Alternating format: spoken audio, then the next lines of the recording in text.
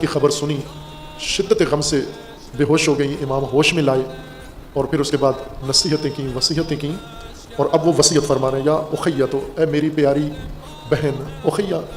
تصغیر کے ساتھ لاڈ اور پیار کے لیے عربی زبان میں بولا جاتا ہے، اے میری پیاری بہن، انی اقسم تو فابریو قسمی، میں قسم دیتا ہوں آپ کو، میں حسین آپ کو قسم دیتا ہوں، بی بی زینب کو، لا تشقی علیہ جیبا، میری شہادت پر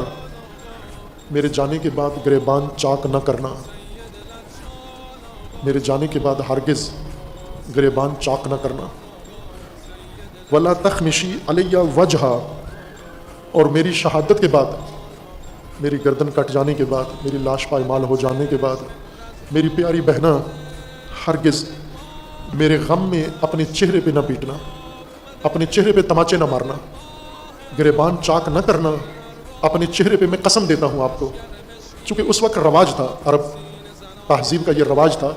کہ کوئی بھی فوت ہو جاتا، قتل نہ بھی ہو، اگر طبعی موت بھی مر جاتا تھا تو خواتین خصوصاً اس کے خاندان کی،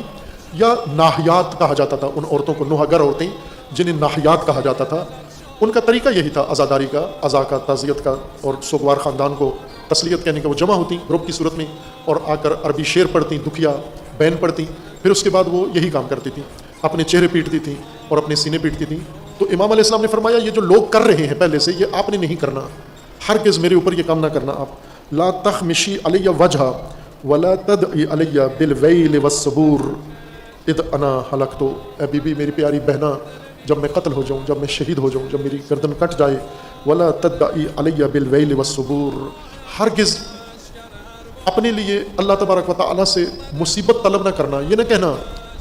کہ اے خدایا یہ مصیبت اتنی بڑی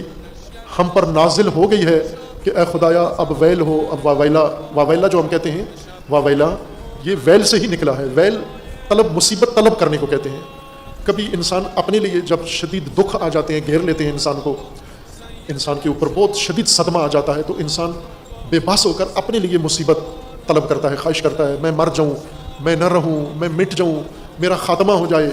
اس طرح کی باتیں کرتے ہیں۔ امام نے فرمایا ہرگز یہ نہ کہنا، میری شہادت کے بعد یہ نہ کہنا